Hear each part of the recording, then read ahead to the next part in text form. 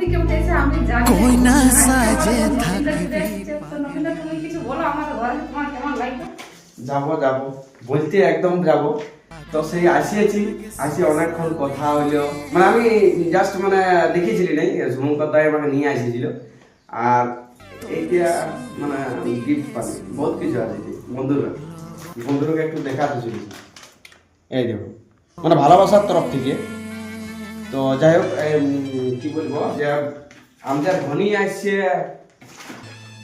মেলা, তো সেই একটা সুবর্ণ সুযোগ, সবাই কেউ হাতছাড়া করবেন নাই। আর বিশেষ করে যে সত্যভামা মাহাতো চ্যানেলটা আছে, সেই চ্যানেলটাকে আপনারা একটু ভালোবাসা দেখাবেন।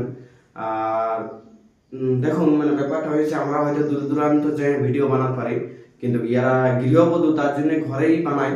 এবারে হয়তো এমন ইউনিক দিতে পারে না আমাদের মতন ইউনিক, কিন্তু ওইটাও ওনারা নিজেরাই অনেকটাই বুঝতে পারে যে আমরা এইটা ভাবে করা হয়। তো তাই বলবো যে কেউ মানে আনসাপোর্ট করে বাইরে হবেন নাই, কেননা কিছুদিন আগের থেকে প্রায় 400-500 আনসাপোর্ট করেছেন। এটা করা উচিত নয়। আপনারা ভালো না লাগলে হয়তো লাইক করার আপনারা করবেন নাই, ঠিক আছে, কিন্তু ভিডিওটা দেখবেন নাকি? অবশ্যই।